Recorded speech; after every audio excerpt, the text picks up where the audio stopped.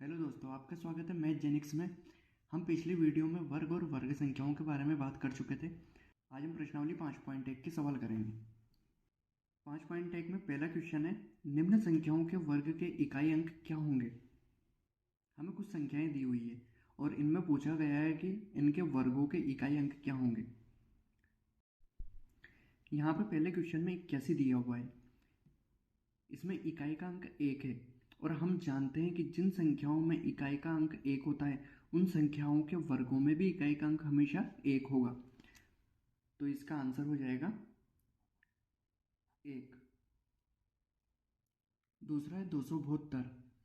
अब इस संख्या के वर्ग के इकाई अंक निकालने के लिए हमें पूरी संख्या का वर्ग करने की ज़रूरत नहीं है, ओनली संख्या के इकाई अंक का वर्ग किया जाता है और हमें संख्या के वर्ग का इकाई अंक पता चल जाएगा। यहाँ पे इकाई अंक 2 है तो हम इसका 2 का वर्ग करेंगे तो कितना आएगा, 2 का वर्ग आएगा 4। तो इसका आंसर 4 हो जाएगा। इसी तरह तीसरा क्वेश्चन है 799। 9 का यहाँ पे इकाई अंक 9 है तो 9 का वर्ग करेंगे तो कितना आएगा, 81। अब 81 में इकाई अंक कौन सा होगा, 1 होगा। तो हमारा आंसर क्या हो जाएगा, 1 हो जाएगा। इसी तरीके से 3853 में इकाई अंक 3 है, 3 का वर्ग करेंगे तो कितना आएगा, 9 आएगा। तो हमारा आंसर 9 हो जाएगा। 1234 में इकाई अंक 4 है, 4 का स्क्वायर करेंगे 16 आएगा। 16 में इकाई अंक क्या है, 6 है। तो हमारा आंसर 6 हो जाएगा। 26,387 में इकाई अंक 7 है, 7 का स्क्वायर करेंगे तो कितना आएगा, 49। 49 में इकाई अंक क्या है, 9 है। तो हमारा आंसर 9 हो जाएगा। 7वां है 52,698। इसमें इकाई अंक 8 है, 8 का स्क्वायर करेंगे तो आएगा 64। 64 में इकाई अंक क्या है, 4 है। तो हमारा आंसर 4 हो जाएगा। 99,880 में इकाई अंक 0 है। किसी भी संख्या का इकाई अंक 0 हो तो उसके वर्ग का भी इकाई अंक क्या होगा, 0 होगा। तो इसका आंसर 0 आ जाएगा। 12,796 में इकाई अंक 6 है, 6 का स्क्वायर करेंगे तो कितना आएगा, 36 आएगा। 36 में इकाई अंक 6 है तो हमारा आंसर 6 हो जाएगा। 10वें में क्या है, इकाई अंक 5 है। तो किसी भी संख्या का इकाई अंक 5 हो तो उसके वर्ग में भी उस संख्या का इकाई अंक हमेशा 5 होगा। सेकंड क्वेश्चन है, निम्न संख्याएं स्पष्ट रूप से पूर्ण वर्ग संख्याएं नहीं हैं, इसका कारण दीजिए। इसमें कुछ संख्याएं दी हुई है, 8 संख्याएं दी हुई है। हमने पिछली क्लास में पढ़ा था कि पूर्ण वर्ग संख्याएं नहीं होने के लिए क्या क्या शर्तें लागू होती है। तो 2 कारण हमारे निकल के आए थे जिनकी वजह से कोई भी संख्या पूर्ण वर्ग संख्या नहीं होती है। इसमें पहला कारण था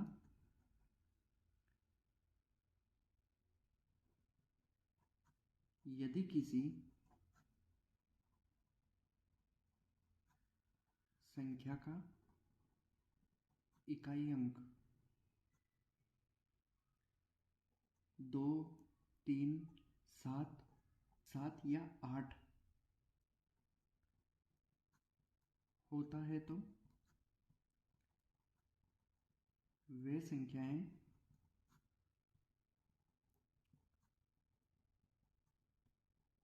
पूर्ण वर्ग संख्याएं नहीं होती हैं। यदि किसी संख्या का इकाई अंक 2, 3, 7 या 8 इनमें से कोई होगा तो वे संख्याएं पूर्ण वर्ग संख्याएं नहीं होगी। अब क्वेश्चन में देखते हैं कि किन संख्याओं का इकाई अंक 2, 3, 7 या फिर 8 है।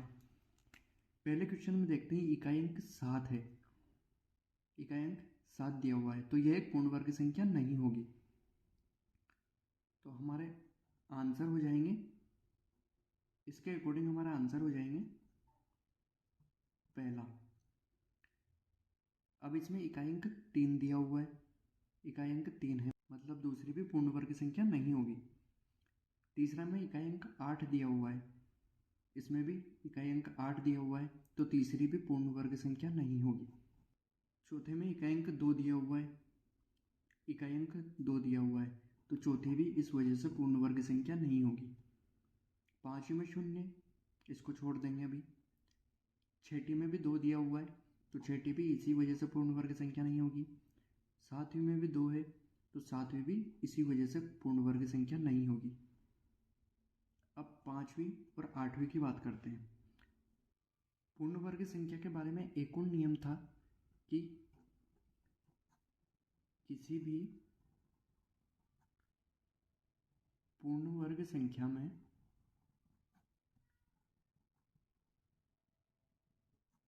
शून्यों की संख्या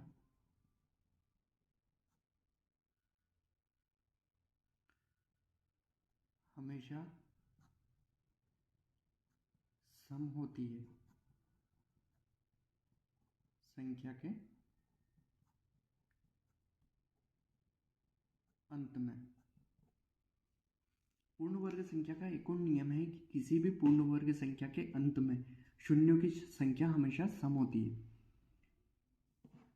अब क्वेश्चन में देखेंगे तो पांचवें क्वेश्चन में शून्यों की संख्या 3 दी हुई है, तो पांचवा भी इस वजह से पूर्ण वर्ग संख्या नहीं होगा। और आठवें में शून्य की संख्या 1 दी हुई है अंत में, तो आठवां भी इस वजह से पूर्ण वर्ग संख्या नहीं होगा। तो ये कारण होंगे इन संख्याओं के पूर्ण वर्ग संख्या नहीं होने के। ये दोनों कारण ही हमारे आंसर होंगे। तीसरा क्वेश्चन है, निम्न संख्याओं में से किस संख्या का वर्ग विषम संख्या होगा? पहली संख्या के बारे में बात करें। पहली संख्या का इकाई अंक 1 है, जो कि एक विषम है। अगर इस संख्या का वर्ग करते हैं तो इकाई अंक 1 को अगर 1 से गुणा करेंगे तो कितना आएगा? 1 आएगा, जो कि एक विषम संख्या होगी। तो पहली संख्या का वर्ग विषम संख्या होगा। दूसरी की बात करें तो इकाई अंक 6 है, इसका वर्ग करेंगे तो कितना आएगा? 36 आएगा, जो कि एक सम होगा। तो दूसरी विषम संख्या नहीं होगी। तीसरी की अगर बात करें तो इकाई अंक 9 दिया हुआ है, 9 का स्क्वायर करेंगे तो 81 आएगा। एक क्या है? विषम है, तो तीसरी भी हमारी विषम संख्या हो जाएगी। चौथी की बात करें तो इकाई अंक 4 दिया हुआ है, 4 का स्क्वायर करेंगे तो 16 आएगा। 6 क्या है? सम है, तो चौथी सम हो जाएगी। तो हमारा आंसर क्या हो जाएगा? पहली और तीसरी। चौथा क्वेश्चन है, निम्न प्रतिरूप का अवलोकन करें और रिक्त स्थान भरें। अब इसमें थोड़ा दिमाग लगाना पड़ेगा। बराबर के एक तरफ की संख्या और बराबर के दूसरी तरफ की संख्या, इन दोनों तरफ की संख्या का अवलोकन करेंगे। इनकी अगर तुलना करेंगे तो हम देखेंगे कि यहाँ पे 11 का स्क्वायर था जो 121 के बराबर था। अब यहाँ पे क्या किया? दोनों 11 के बीच में एक जीरो और लगा दी, यानी 101 का स्क्वायर किसके बराबर हो गया? 10,201 के बराबर हो गया। अब यहाँ पे देखेंगे तो 1 और 2 के बीच में एक जीरो आ गई, 2 और 1 के बीच में एक जीरो आ गई। मतलब यहाँ पे 2 11 के बीच में एक जीरो बढ़ी, तो इधर 2 के बाएं और दाएं तरफ भी एक एक जीरो लग गई। यहाँ पे 2 जीरो आ गई, तो बराबर के दूसरे तरफ 2 और 1 के बीच में भी 2 जीरो हो गई, और इधर भी 2 और 1 के बीच में कितनी? 2 जीरो हो गई। अब यहाँ देखते हैं दोनों एक के बीच में 4 जीरो है, तो यहाँ पे 1 और 2 के बीच में कितनी जीरो हो जाएगी? यहाँ पे 1 थी तो यहाँ पे भी एक एक जीरो थी। यहाँ पे 2 हुई तो यहाँ पे भी 2 जीरो हो गई। यहाँ पे 4 है तो यहाँ पे भी 1 2 3 4 जीरो, और 1 2 3 4 जीरो लगा देंगे। अब यहाँ देखते हैं 1 2 3 4 5 6, दोनों एक के बीच में कितनी? 6 जीरो है। तो यहाँ पे क्या लिखेंगे? 1 लिखेंगे, फिर 6 जीरो लगाएंगे, 1 2 3 4 5 6। अब क्या आएगा? बीच में क्या था? 2 था, तो यहाँ पे भी क्या लिखेंगे? 2 लिखेंगे, फिर कितनी जीरो लगाएंगे? यहाँ पे जितनी जीरो है उतनी, तो यहाँ पे फिर 6 जीरो, 6। फिर क्या लिखेंगे? 1 लिखेंगे, तो ये हमारा आंसर हो जाएगा। पांचवा क्वेश्चन है, निम्न प्रतिरूप का अवलोकन कीजिए और रिक्त स्थान भरिए। ये भी सेम चौथे क्वेश्चन की तरह है पर उससे थोड़ा सा अलग है। यहाँ पे देखते हैं कि एक और एक जोड़ेंगे तो 2 आएगा, 2 एक दिए हुए हैं और बीच में 2 दिया हुआ है। यहाँ पे भी 2 एक है और सेंटर में 2 दिया हुआ है। यहाँ पे 3 एक है तो सेंटर में 3 दिया हुआ है और यहाँ पे 4 एक है तो सेंटर में क्या आएगा, 4 आएगा। अब इसी तरीके से यहाँ पे सेंटर में 5 दिया हुआ है तो यहाँ पे एक कितने आएंगे, 1 2 3 4 और 5 एक आ जाएंगे। इसी तरीके से हम इसमें दूसरा रिलेशन देखते हैं। तो यहाँ पे देखेंगे तो सेंटर में जो संख्या है उसके बाएं और दाएं तरफ संख्याएं कम हो रही हैं। यहाँ पे 2 था, 2 से बाएं तरफ चले तो कम हुआ 1 और 2 से दाएं तरफ चले तब भी 1 कम हुआ। इधर भी 2 से बाएं तरफ चले तो 1 कम हुआ, 2 से दाएं तरफ चले तब भी 1 कम हुआ। इसी तरीके से 3 से बाएं तरफ चले तो पहले 2 हुआ और फिर 1 हुआ। इसी तरह 3 से दाएं तरफ चले तो 3 से 2 और 2 से 1। अब हम 4 से बाएं तरफ चलते हैं। बाएं तरफ चलेंगे तो 3 होगा, फिर 2 होगा और फिर 1 हो जाएगा। अब हम दाएं तरफ चलेंगे तो 4 से 3, 3 से 2 और 2 से 1। सेम वैसा ही यहाँ हुआ है, 5 से 4, फिर 3, फिर 2, फिर 1। 5 से 4, 3, 2 और 1। अब हम जीरो का रिलेशन देखते हैं। यहाँ पे 1 जीरो था, सभी संख्याओं के बीच में 1 जीरो, तो 1 के दुगने जीरो हो गए, 2 हो गए। यहाँ पे 2 जीरो थे, सभी संख्याओं के बीच में 1 1 जीरो, 2 के दुगने जीरो यानी 4 जीरो हो गए। यहाँ पे 3 जीरो हैं, सभी संख्याओं के बीच में 1 1 जीरो लगेंगे तो कुल दुगने जीरो होंगे, कितने होंगे, 6। 1 2 3 4 5 और 6। इधर कितने, 1 2 3 4 5 6 7 8 जीरो है तो 8 बटा 2 करेंगे तो कितना आएगा, 4 आएगा। तो सभी एक के बीच में जीरो होंगे, 4। ये हमारा आंसर हो जाएगा। छठा क्वेश्चन है, दिए गए प्रतिरूप का उपयोग करते हुए लुप्त संख्याओं को प्राप्त करें। यहाँ पे देखेंगे हम 1 का स्क्वायर प्लस 2 का स्क्वायर प्लस 2 का स्क्वायर बराबर 3 का स्क्वायर हमें दिया हुआ है। हम अगर मैथमेटिकली इसे सोल्व करने लगेंगे तो काफ़ी ज़्यादा टाइम लग जाएगा, तो हम इसका रिलेशन निकालेंगे। हम देखते हैं कि 1 को 2 से इंटू करने पर क्या प्राप्त हो रहा है, 2 प्राप्त हो रहा है, यानी ये संख्या प्राप्त हो रही है। अब अगर इसमें 1 जोड़ेंगे तो हमें कौन सी संख्या, ये संख्या प्राप्त हो जाएगी प्लस 1 करने पर। इसी तरीके से 2 दिया 6 होता है, अब 6 में 1 जोड़ेंगे तो कितना आ जाएंगे, 7 आ जाएंगे। इसी तरह 3 चौक 12 होता है, जो हमें दिया हुआ है, 12 में 1 जोड़ेंगे तो 13 आ जाएंगे। इसी तरीके से 4 पंजे 20 होते हैं और 20 में 1 जोड़ेंगे तो 21 हो जाएंगे। 5 को किस संख्या से इंटू करेंगे कि 30 आएगा, तो 5 को 6 से इंटू करेंगे तो 5 छंग 30 हो जाएगा और 30 में 1 जोड़ेंगे तो 31 आ जाएगा। 6 सतह 42 होता है और 42 में 1 जोड़ेंगे तो कितना आएगा, 43 आएगा। यही हमारे आंसर हो जाएंगे। 7वां क्वेश्चन देखते हैं, योग संक्रिया किए बिना योगफल ज्ञात करें। इसमें पहला है 1 + 3 + 5 + 7 + 9। हम जानते हैं कि पहली n विषम प्राकृत संख्याओं का योग n² होता है। पहली n विषम प्राकृत संख्याओं का योग क्या होता है, n² होता है। यहाँ पे n क्या है, n है पदों की संख्या। पदों की संख्या का वर्ग करने पर, अगर पदों की संख्या का वर्ग कर देंगे तो हमें इन सब का योग ज्ञात हो जाएगा बिना योग संक्रिया किए। एन कितना दिया हुआ है, पदों की संख्या कितनी है, 1 2 3 4 5, पदों की संख्या 5 है। तो एन स्क्वायर कितना आ जाएगा, 5 इंटू 5 हो जाएगा। 5 इंटू 5 करेंगे तो कितना आएगा, 25। यही हमारा आंसर होगा।